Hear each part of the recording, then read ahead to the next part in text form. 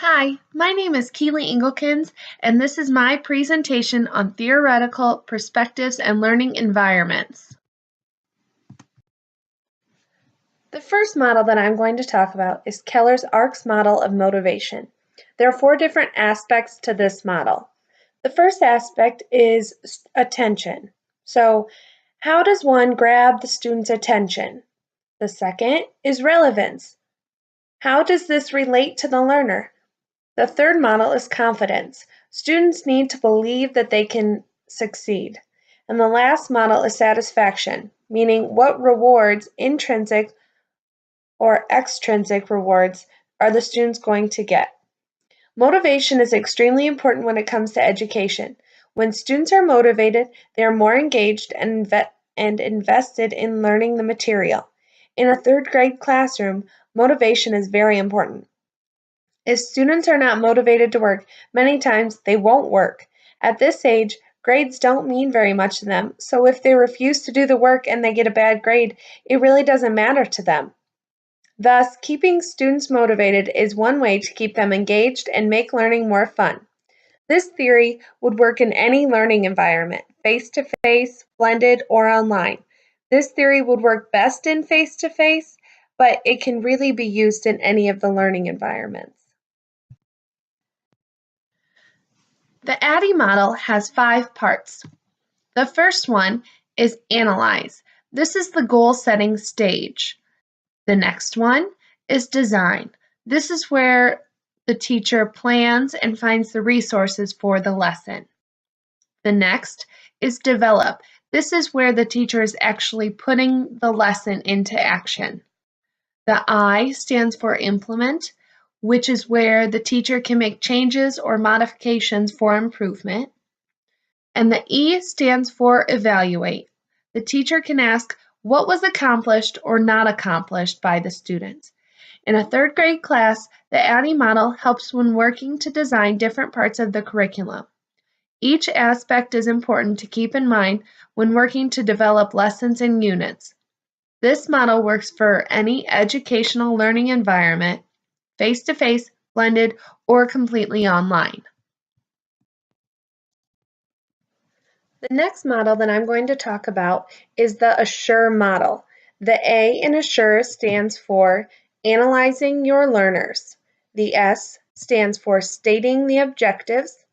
The next S stands for selecting methods, media, and materials. The U stands for utilizing media and the materials. The R stands for requiring learner participation. And the E stands for evaluating and revise. The ASSURE model is similar to the ADDIE model. Both are great models that can be followed when creating any lesson or unit plan. Similar to the other model, this can absolutely be used in a 3rd grade classroom. This can actually be used in any learning environment. The most important aspect of this model is the evaluate and revise part. Teachers need to make sure that they are constantly working to improve and change with the times. The next theory that I'm going to talk about is Murrell's principles of instruction. It is extremely important for teachers to create problems that are focused on real-world problems. This will help students be more engaged, and it will also be more relevant to their lives. Activating new knowledge with existing knowledge will help students make connections and learn better. Demonstrating the new knowledge to the learner is also important. Learning is increased when students are able to apply that new knowledge. Lastly, the new knowledge needs to be integrated into the student's world. 3rd graders often ask why it is important to know certain things taught in school. It is important for teachers to keep in mind that when students are exposed to information they see valuable, they will be more engaged and interested to learn. Murrell's principles can help to do this. This can work in a face-to-face, blended, or online learning environment. Using Gagne's 9 events of instruction, teachers can have highly effective lessons. Engagement, objectives, prior knowledge, content, guidance, practice, feedback, assessment, enhancing retention and transfer are the 9 events of instruction. Incorporating these 9 aspects helps teachers have highly effective lessons. Each event needs to occur for students to reach understanding and increase retention of the material presented. It can be more difficult to have this in an online environment than a face-to-face environment. It is more simple for teachers in a face-to-face environment to give guidance, practice, and feedback immediately to students. In an online environment, there are less opportunities for guidance. In a third grade class, incorporating these events into lessons is almost instinct. Typically, teachers begin a lesson by trying to get students' attention and bringing up students' prior knowledge. After the material is presented, guidance, practice, and feedback happen simultaneously in my class. As the students work, I walk around to help guide and give feedback. Then the students are assessed on the lesson and hopefully they will retain the new information. The Kemp design model is made up of a circular structure, not a linear one. This allows for flexibility when designing lessons. Teachers are able to start at any of the 9 points on the circle and follow whatever path they desire. With this model, there is a focus on the learner's needs, goals, characteristics, and learning styles. This process can be useful or difficult to use. If a teacher does not know where to start, they might want to choose a different model to follow.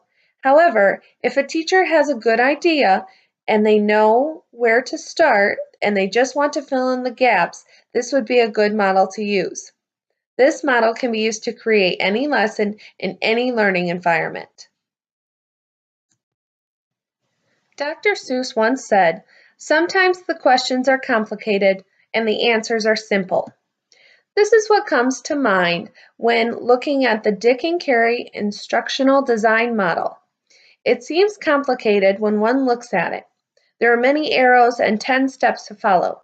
It is a linear model that can be followed if going across.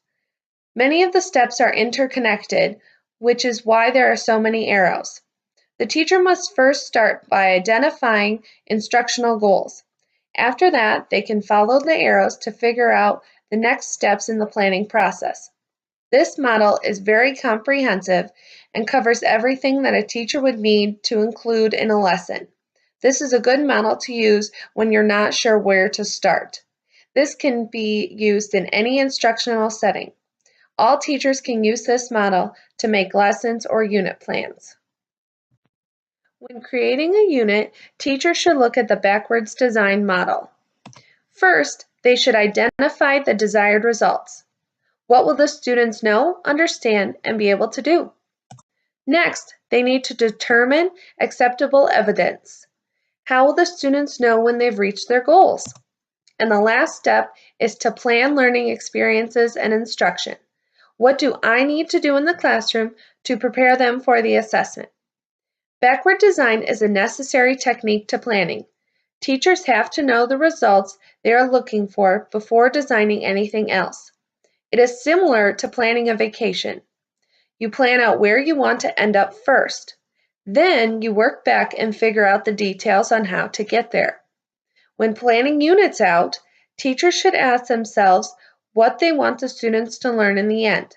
After figuring out the results they want, they can work backwards and figure out how to reach those results. This theory should be applied to all learning environments, face-to-face, blended, and online. The Gerlach and Eli design model has 10 steps to follow. It is very systematic.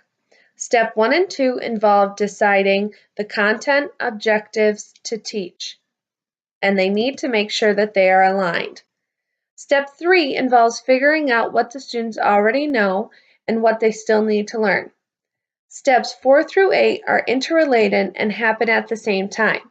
The teacher chooses the teaching strategy to use, organizes the groups, and figures out the timeline and where this will take place, and the resources that will be determined by the teaching style and student groupings. The ninth step involves the teacher deciding how to evaluate the performance of the students to make sure they understand the material. And the last step is the analysis of feedback, which involves reviewing each piece to see what gaps exist and what revisions need to be made. This is a great model to use in a blended or face-to-face environment. It would be difficult to use in an online environment because of the groupings and allocation of space, but it could still be done. The 5 E's is the next model I'm going to talk about. The first E is engage. Teachers need to make sure that learning is relevant and they need to make connections for the students. The next is explore. Students need to be able to explore and manipulate to discover concepts on their own. The next is explain. Students need to verbalize their understandings. Then elaborate. Students need to practice their skills and gain deeper understanding of the concepts. The last E is evaluate. Students are evaluated on their abilities and understanding. Students are evaluated on each of the other 4 E's. This theory makes it possible for students to be able to reach deep understandings of concepts, which is the ultimate goal for teachers. Teachers want their students to be able to create and elaborate, not just simply recall facts. With this model, students dive deeper into understanding with each step. This theory can be applied in any learning settings. It is important for students to be able to have opportunities to be producers of knowledge and not just consumers of it. Kirkpatrick Model, 4 levels of learning evaluation. This model was created to evaluate training programs. Even so, this evaluation process can be applied to education too. Level 1 is reaction. How do the students react to the material? Level 2 is learning. Did the students learn the material? Level 3 is behavior. Can students apply the new information they've learned? And the 4th level are the results. The teacher needs to look at the data to see if the students have met the objective. This process can be applied in any learning environment. Using a survey at the end of a lesson, teachers can gauge how the students reacted. Using assignments and assessments, the teachers can assess the learning and behavior part of this model. Lastly, looking at the results from the assessment, the teacher can see if the student has met the objective.